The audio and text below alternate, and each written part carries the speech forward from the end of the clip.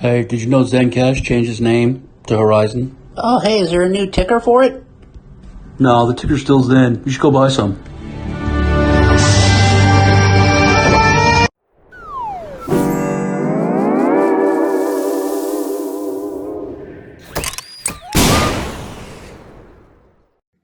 Hey everybody, welcome back to the channel. Today we have Rolf Versluis. He's the EA of HoriZen, formerly Zen, the executive advisor.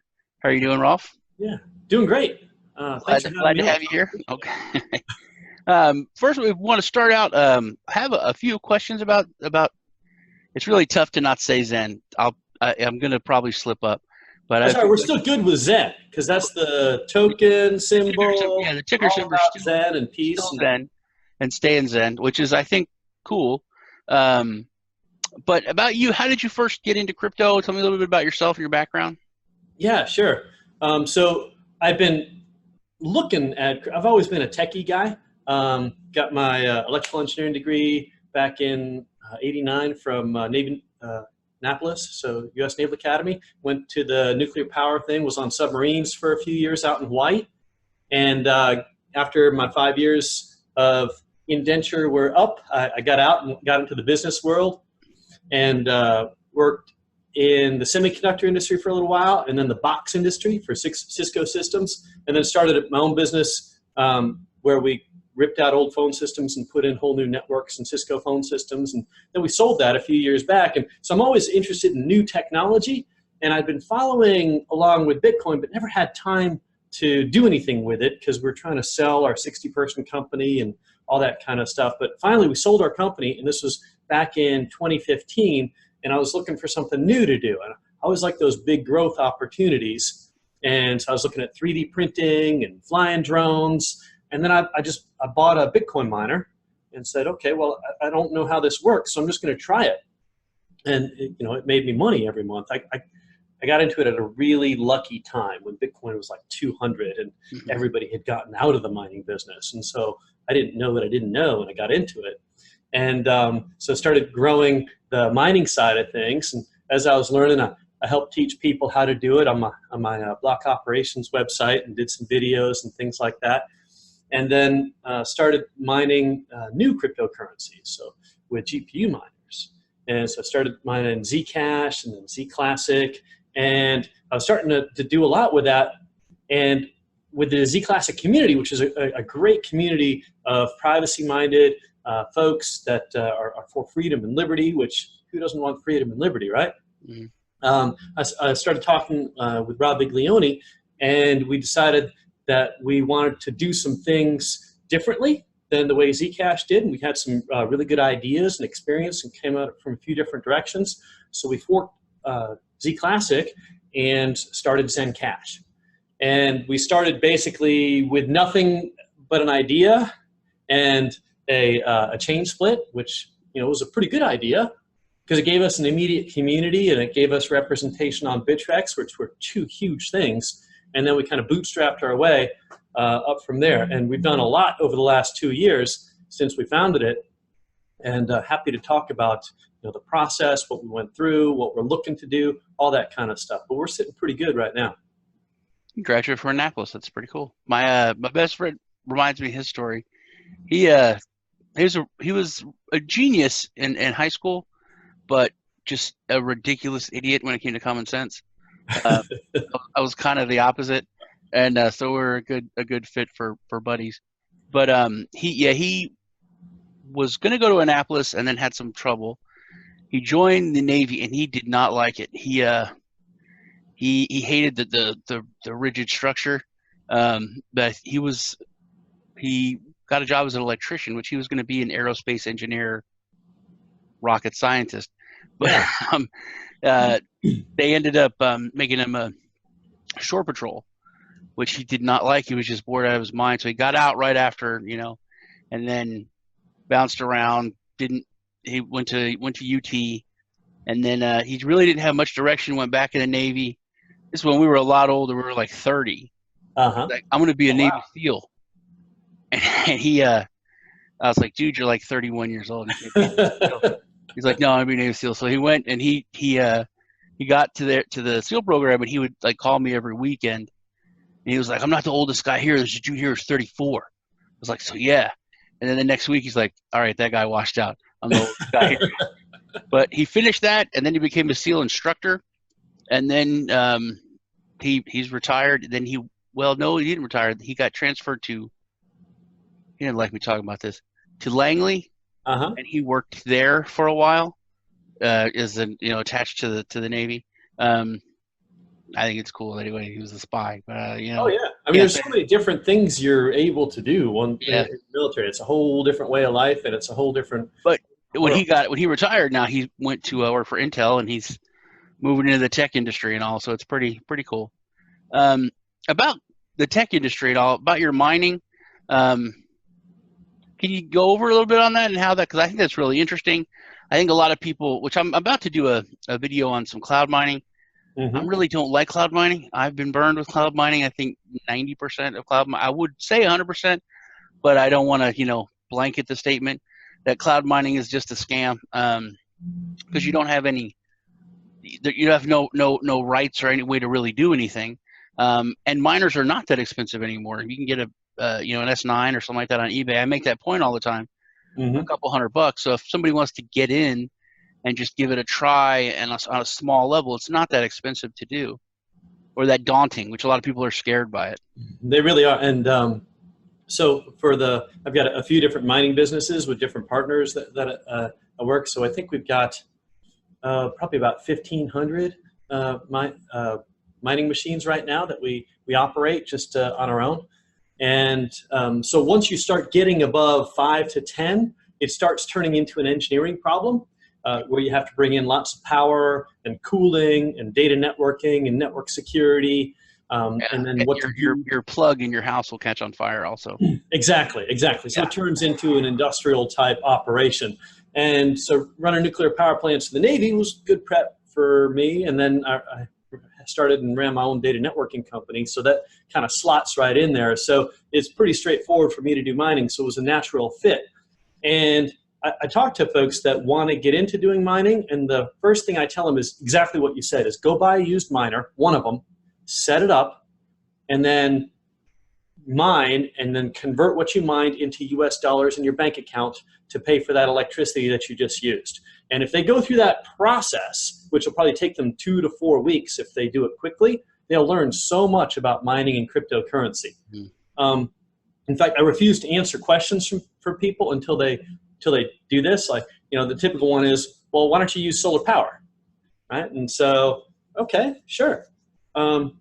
Let's talk about, we can do solar power for one unit that uses 1,500 watts. All we got to do is buy 5 panels that are 300 watts each, and then we have to run them 24 hours a day, so that means 3 times that, and a battery bank. So we need 15 panels and a battery bank to mine for one of these miners. Right? All right, say you want to do 100 of them. Well, now we're up to 1,500 solar power panels, and then a massive lead-acid battery bank. Solar power for large-scale mining isn't good. Whereas there are so many people that have overbuilt, so many governments that have overbuilt hydropower all over the world, that if you can just figure out how to get your miners close to an overbuilt hydropower location, you can get cheap electricity. Use somebody else's investment to power your mining. I recently did a story on that last week that there was a study done, and 74% of Bitcoin miners are using renewable energy of some form, whether it's geothermic. Like you said, it's by location. You know what I mean? There's a lot of, you can move to where electricity is very cheap, or whether there's, like geothermic in the Baltic or in the, those other areas. But it seems to be really maturing as an industry. But I think it's the next level when it comes to crypto. 90% of people out there, they're just so petrified and scared of crypto, period, because they don't understand how anything works.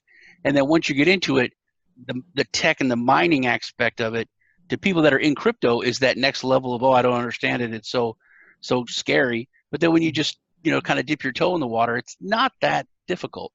It's not that difficult. In fact, an ASIC miner is the easiest way to start, because a GPU miner is difficult to build and keep it up and running. That's the second thing, keeping things up and running. And a lot of people think that mining is just for big organizations, but that's just the ones they read about, because big organizations want investors, so they get press. And most people focus on having to have a really low electricity cost. You need a low electricity cost, probably less than 6 cents per kilowatt hours, but there's a lot of places you can get that, and you can make sure your costs are low many other ways. You don't have to hire employees, for example, or you don't need to get investors, or maybe you already have a low power arrangement with someone. Or like we bought a bunch of used Antminer S9s 4 or 5 months ago. People were giving them away because nobody wanted them then. Yeah. They doubled in price now. You look on eBay, you can't get one for less than $350. Back then it was $150. Yeah, they were literally, the power bank was more expensive in some cases than the miner itself, Right. which is funny. But yeah, and I had I got into mining a little bit. Of course, at the worst time. You got in the best time, like right towards the beginning of the decline in the winter. But I'm in Texas. Our electric's like 0.8, so it wasn't bad. But it was fun, and it was also cool to kind of be part of the network and to be a miner, until my outlet caught fire, and That's an unfortunate event for sure. Yeah, I had like 4 miners just in my my man cave going. So well, I mean, there's a few key things about mining that are good. There's what I call the gap and the look back, and the discounted purchase. So first of all, you're just buying Bitcoin or whatever you're mining every day at a discount. So that's cool. There's a gap. So as the Bitcoin price goes up, there's a gap in machines that can be put on the network. It's typically a 3 to 6 month gap. So you're making money during that gap. And if you don't sell to pay for power, which we do, but if you can delay selling as long as possible, on the look back, you're very profitable. Mm-hmm. So, it's not just looking at it as a point in time. Like if I mine it today and I sell it today, am I going to make money? No. If you mine it today and then sell it a year from now, when maybe the Bitcoin price is 5 times as much, on the look back, you've made a lot of money. Also, the difficulty is going to be lower when the price is lower, so you'll get more. That's exactly right. Exactly right. So that's one of the reasons why HoriZen, it's a mineable cryptocurrency. It started out GPU mineable with the Equihash algorithm. Yeah, I want to kind of ask you about that. It's also, you also have nodes that you run though. And you have nodes and supernodes, and the nodes are they are encrypted nodes, which is, can you go over what the difference is in that?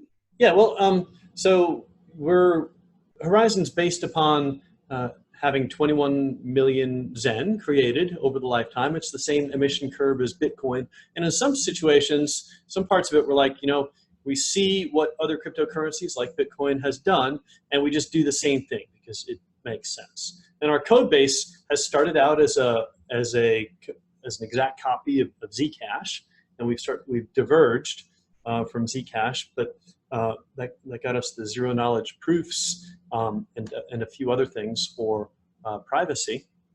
But yeah, we started out with having 20% of the mining of the new blocks, the block reward, that goes to our nonprofit foundation. And that pays for development and marketing and all sorts of other things like that.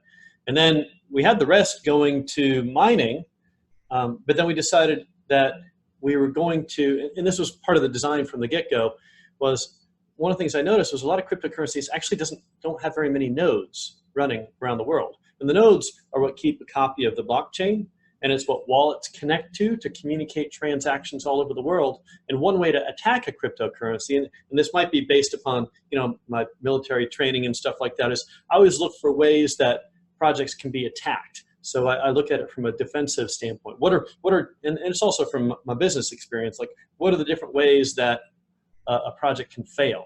And how do we minimize the possibility of those failures happening? The biggest potential failure is nobody cares about the project. And there's a number of cryptocurrency projects out there where nobody really cares that they exist. So we got past that hurdle. and privacy is important too. But having nodes all over the world that wallets can connect to is really important. So that was one of the first things that we decided to say, if you want something, you got to pay for it. You don't want to beg people for it. Can you guys please run nodes? It's important to the project. No, if you want something, at least from my point of view in the business world, if you want something, you pay for it, or you incentivize people to do it. So we're like, okay, well, we want lots of nodes running, so the system stays up and running. It's hardened against attack, keeps copies of the blockchain everywhere, and wallets can work, so we're just going to pay them. And we want this to be on a distributed, decentralized, fully automatic system. But from the very beginning, we knew we could do that by copying Dash, who came up with the MasterNode idea, but we wanted to do it differently with a more rigorous requirement of the nodes. We wanted them to have security certificates, so we wanted them to operate on different ports so that people could connect. And one of the reasons to have security certificates, like the little lock on a browser when you go to an encrypted site, was that we could do something called domain fronting, and domain fronting is a way to get past country-level firewalls. That's still working. You're getting a little technical on that, but yeah, I understand I understand it. It's very cool. Yeah. Can you go over that as simple as possible for people, because it is a little technical. Sure. So I don't know if you know, but some countries they basically have country-level firewalls, and obviously businesses and buildings and houses have firewalls, where they all have different security policies. And I know that, like, the country of Turkey, for example, blocked Telegram for a week, or they blocked Twitter for a week, or something like that. So countries have the ability to do this. So we figured that if people were going to be using Zen, we didn't want to ever get ourselves in a position where a country or somebody could block the use of Zen. That'd be bad. So one way to do it is to get nodes in every country in the world, so you can always connect to nodes, and people could creatively figure out ways to connect to those nodes.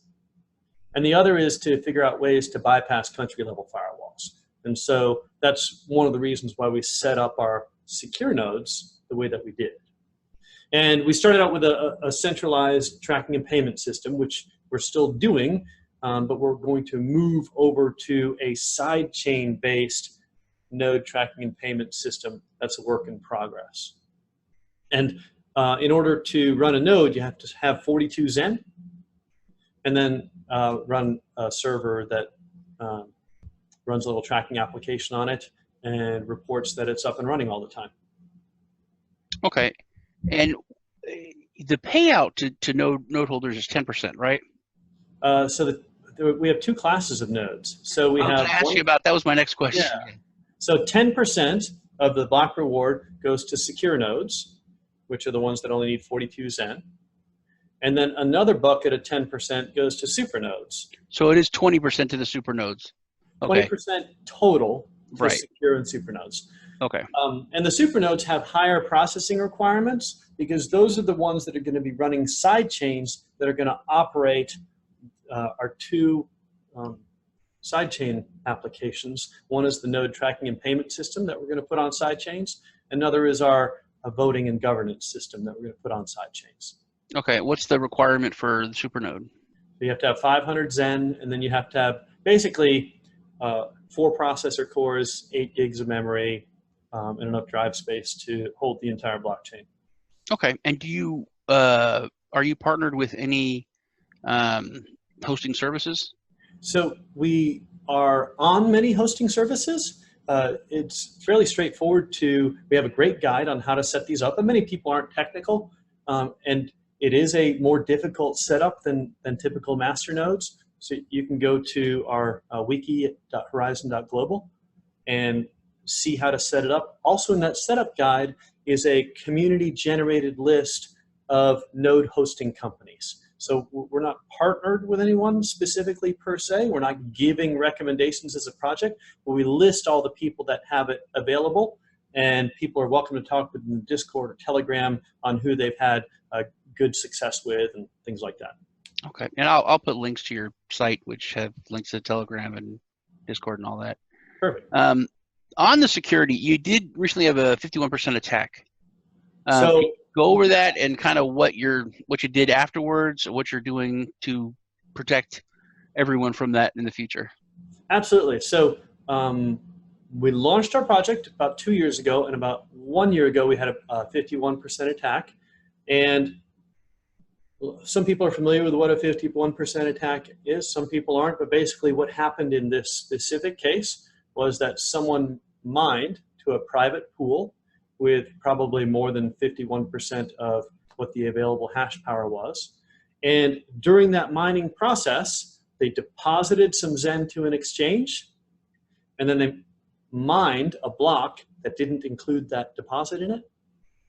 And then they withdrew the Zen from the exchange and then showed their private blockchain. So since most of the blockchains that operate, like Bitcoin, are on the longest block rule, so when they showed a block chain that was longer than the one that everybody thought was valid, the blockchain reorganized to a new consensus that included that block that had taken out that deposit. So long story short, they did a bank robbery to an exchange by using mining hash power. So they deposited, got credit, wiped that deposit transaction off, and then withdrew the Zen. And then they did it again. They did it 2 times, and every time they could double. And then we saw that, and we notified the exchange. The exchange locked it down, then they went to higher confirmations on the exchange, because the exchange had pretty low confirmations until they got credit. And so that's one way. So it's not like the entire blockchain was destroyed or attacked. It was a very specific attack against a very specific target. Okay. Okay, so that was the short term, where the exchanges increased the number of blocks required to give credit to Zen. And we decided to quickly address the root cause of the problem, which was basically a dumb match of whatever the longest chain is. And so our developers, and it's great having a team of professional software developers that work for our foundation, came up with and we published this, we open sourced it. So it's a protection against 51% attack, and it basically penalizes a hidden chain. So if someone mines a hidden chain and all the other nodes don't see it, when it is exposed to the rest of the world on the network, each block gets penalized because it was a hidden block. So that specifically addresses the ability to do a 51% attack. Another way to protect against a 51% attack is to put value into the project so that more and more people want to buy it, so the price goes up, so more people build miners and put more miners on the system, and the hash rate goes up. And so about that same time, a couple of companies had released Equihash ASIC miners, which, it's a standard progression. We've seen it in Bitcoin, CPU mining, GPU, graphic processor mining, FPGA mining, and then ASIC mining, and then refining the ASICs to faster and faster versions until they get to state-of-the-art ASICs. And then it's pretty much, you can't really get more hash per watt once you hit that point. And people that are running dedicated ASIC miners probably aren't going to attack the chain that they bought dedicated ASIC miners for. So anyway, so there's multiple ways that we're addressing it. One is updating the code to prevent 51% attack. Another is putting more value in the project. And then another is maintaining our ability to be mined by ASIC miners. So all in all, it was more of a learning experience that you've used to make it more secure. We've had a lot of learning experiences. This crypto space moves really fast. It does. It is odd. I actually did a story on how a lot of the chains need to be updated within the next 18 months, or else they're going to be obsolete, which seems like such a short time, but things literally move like 10 times faster than the regular tech world. So 18 months is literally like around 15 years.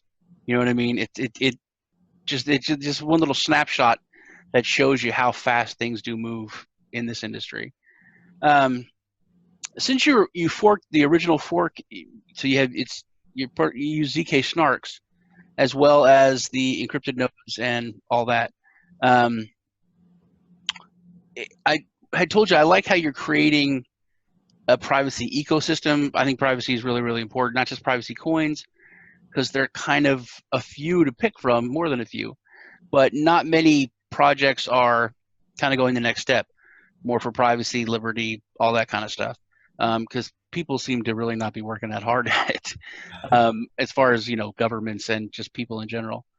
Can you go over some of the other things you're doing, like the Zen Chat and the Zen Pub, and how that works? Just tell us a little bit about it. Yeah, absolutely. So one of the features, you mentioned ZK snarks. So these are zero knowledge proofs. And zero knowledge proofs, it took a little while for me to wrap my head around those. But basically, it's a way of creating an encrypted note that's stored on the blockchain that only the person who created the transaction and the person who's intended to receive the transaction can actually see it. It's on the blockchain, but to everybody else, it just looks like an encrypted blob. And so this is very helpful, obviously, in doing privacy, because I could send you Zen in a private transaction, or a shielded transaction, as we call it. You would receive it. Your private key would have access to it, and nobody else would see how much was sent. And one of the neat things about these zero knowledge proof notes, the way they're implemented, is they also contain a 512 byte character field. Kind of like if you write a check and you have a little note area on the check to write what the check's for. So I could send you a transaction, a shielded transaction, and it would have a little note in it. I could say whatever I want in it. And so one of the things when, back when we were doing Z Classic, and one of the ideas that I was talking to Rob about, I was like, well, this is a really cool feature. We need to actually build something that takes advantage of it, and sending a minimum transaction just to be able to send people notes. Because as long as your Zen client, your HoriZen client, your wallet has access to the Zen blockchain, you can get your notes. And you can do one-to-one. You can certainly do one-to-many. So that's coming in the future. But if I basically create an address and then share the view key. So anybody who has the view key, that address can see the note. I can do one-to-many private communication. And even better, and this is something I had to wrap my head around, I can do anonymous communication. So private means you and I are having a conversation, and nobody else knows we're having the conversation, but I know who you are and you know who I am. Anonymous means I can be having a conversation with you and you have no idea who I am. And you have no idea to track it. No way to track it, because it just shows up on the blockchain. So you think about, okay, if we are, if someone is in a country that has a, I don't know, crime family, a corrupt government, or something like that, and they're a reporter that wants to publish information, that reporter can say, well, here's my website, here's my Zen address, you can send me information, and I'll have no idea who it's come from. I'll have to go corroborate it myself. But that's essentially what Zen Chat is. So one-to-one, private or anonymous communication, and then one-to-many. And we don't have quite the technology there on the zero knowledge proofs yet to do the one-to-many or a chat room, but it's coming. Some of these things take a few years to develop. And then if you're going to be able to do private anonymous messaging with people, well, you could add, instead of putting a message in there, you could put a URL. So if I have a trove of government corruption documents for some, I don't know, one of these small governments that's run by, some kind of general, South America, Africa, Asia, there's places like that. If I had some documents and I could publish these anonymously, that's great. But who's going to know that those things exist? I could be like, hey, I was running around the internet. I just happened to find these documents and tell a reporter about it, and then they'll immediately trace it to you. But you can think of Zen private messaging as a messaging layer on top of publishing. So there's a few different ways to publish anonymously out there, but just because you publish something doesn't mean that anybody knows about it. You have a private messaging layer on top. So by including a URL to anonymous posting, we can then have anonymous publishing as well. That is cool. That is very cool. Kind of like making a phone call, but you have a block number, and nobody. So there's a record of the call, but it comes through as private or blocked. Yeah. Now with a call, if they really wanted to, the service providers and phone companies could track that call through IP addressing and everything else. But with so many nodes around, and we also, our nodes create a base layer of shielded transactions, so that there's no, because if very few people use shielded transactions, you can say, well, we could actually figure out where those shielded transactions are. But part of the testing that's done with our secure nodes and SuperNodes is we make them do a challenge, and that challenge has to be responded to with a shielded transaction containing information. How much harder is it to send a sealed or a shielded transaction than just to send a regular one? It is more difficult. So you have to have a computer that's running the full blockchain on it, and that computer has to be 64-bit and have about 3 gig of memory. And we're moving to a different type of shielded transaction, a different type of zero-knowledge proof here in the next few months that's going to reduce that requirement, but there's still a requirement of having the entire blockchain. So there will be, and this is what we're inheriting from the ZENcash development team, because they're an outstanding bunch of cryptographers and developers in the technology that we have on the zero knowledge proof side is coming from ZENcash. We just like to crash it and have people use it in lots of different ways, and so that's kind of how we're doing things a little bit differently, which is great because we're able to address different parts of the cryptocurrency ecosystem. So they'll be able to do that. There should also be able to be a design where there can be a lightweight wallet that has the ability to send and receive shielded transactions, but again, that's a future thing.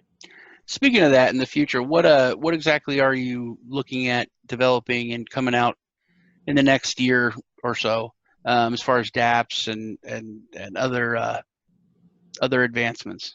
Yeah, we have a pretty good roadmap, and I'm very proud to say that all the funds that have come in for development, we've turned around and spent them on development or research or in marketing and working with partners and things like that.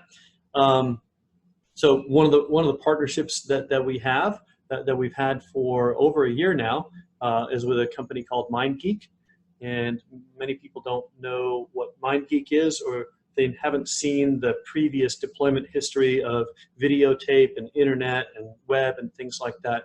But MindGeek is the owner of about 90% of the adult porn websites that are out there. So you can pay for that using Zen. So those types of partnerships where privacy is important. There's other types of partnerships that we're looking to develop. For example, here in the United States, there are businesses that are fully legal businesses that have trouble banking.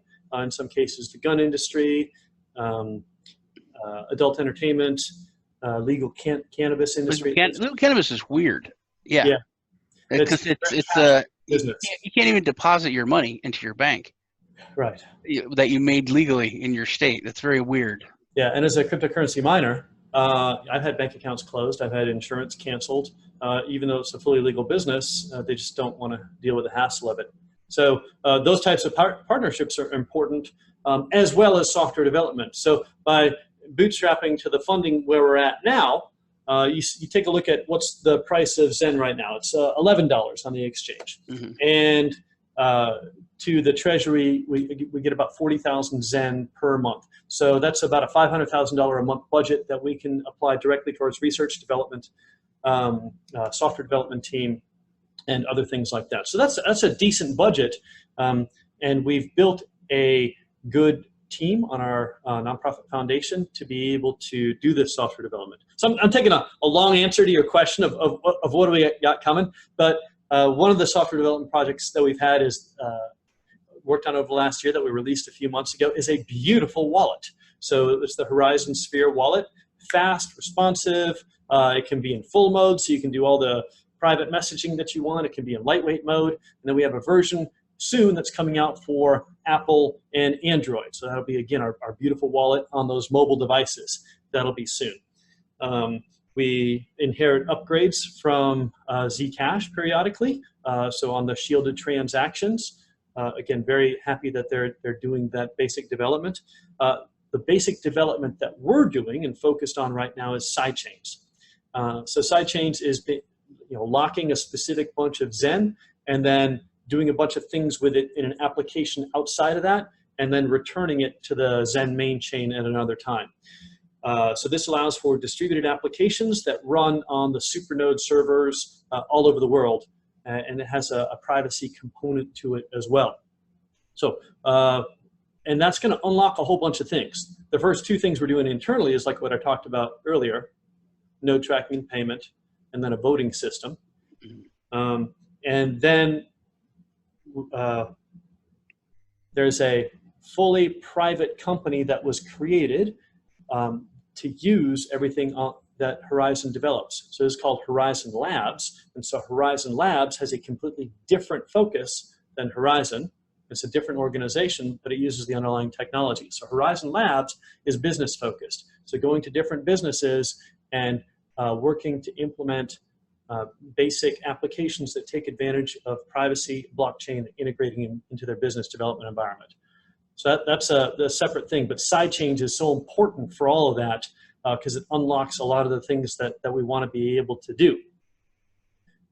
So along with our sidechains comes a software development kit, so other people can develop applications for that.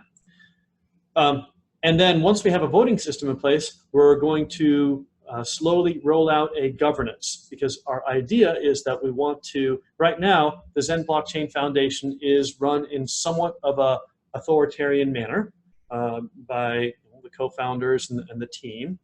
And so I don't want to be doing this for a long time. In a few years from now, we want to be able to have the entire governance turned over to the owners of the Zen. So community-based governance. And we have to do it in a gradual way that doesn't have any stakeholder capture. So they don't want, for example, the miners to be able to decide how everything's going to happen, or the node operators to decide how everything's going to happen. We want to have some kind of balance. That type of structure takes some thought, some experience. We're working to add experienced people from lots of different industries to our board, our Zen Blockchain Foundation board, and rolling out that governance is going to be an important thing. And that governance is actually really important, because if we become very successful, which I expect that we will be, we don't want to have any centralized point of failure.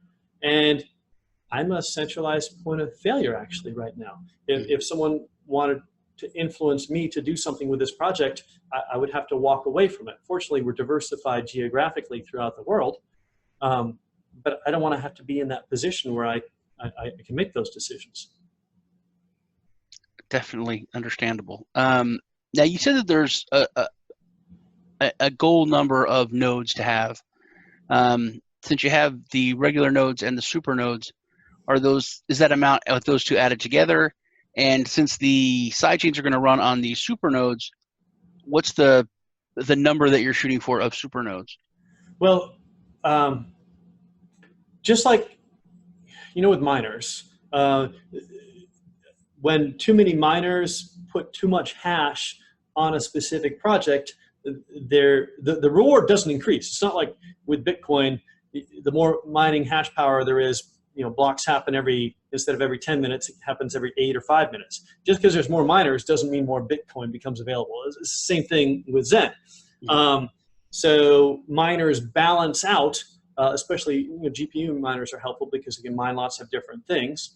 But miners balance out their hash power and the price. And if the price doesn't keep up with the hash power, then the hash power drops off. People turn off their miners or things like that. Same thing is going to happen with nodes. So you have to actually be running a server, and you have to have some Zen to run a node. And the people that run the most efficient nodes, that have the lowest per node cost, are the ones that are going to be able to continue running as more and more nodes get added to the system. So there'll be an equilibrium balance on the secure nodes and super nodes, just like there's an equilibrium balance on the miners. So we don't have a specific goal per se, but just like the more mining hash power there is on the network, the more secure the project is, the more nodes there are, the more secure the project is as well. Okay. Well, that's about it. Unless you want to go over what the Zen Grid is. ZenGrid is a specific application idea that we have for the side chains, and that's really where we're going to start. So instead of having these grand, monstrous applications running on side chains, we're looking for really small ones that we can quickly implement. So imagine that you had, just take for an example, imagine you had a bunch of pictures, tens of thousands of them, and you wanted to have miniature versions of the picture created. I forget what miniature versions of pictures are called. But you needed to have all this photo processing done, and you just wanted that specific application done. And they happen to be pictures that you didn't want Amazon Web Services to have access to.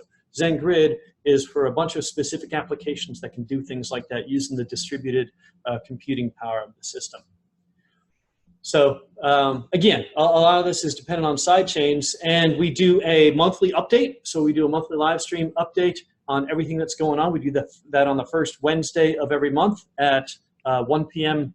Eastern time in the US, and we always record. That's done on YouTube live streaming, and then we record that and put that on our video channel. So we give a monthly update. I think we're pretty transparent about what we're doing and where we're going, and I think that helps keep our community engaged. So I'm very proud that we've been able to consistently do those updates. So for people that are interested, definitely go check out the HoriZen YouTube channel and see those video updates. We're continuing to chug along and make steady progress because we have long-term goals in mind. And sometimes with longer-term goals, it takes multiple years to develop and implement and improve the software. And software development is it's not a fast process, but doing it right, especially when there's value that's within the software, like a lot of the cryptocurrencies have, it's really important to do it in a methodical way that minimizes the chance of destroying that value. So yeah, it's taken Bitcoin 11 years to get to this point. So yeah, and that's when it comes to what it is, it's a lot simpler than a lot of things that that you're trying to do. Kind of trying to expand on it all. That's about it. That's all I had. I'm very impressed with the level of transparency that you guys are putting forth. I'll definitely put a link to the YouTube channel and to the website and all that. Anything else you want to go over or talk about?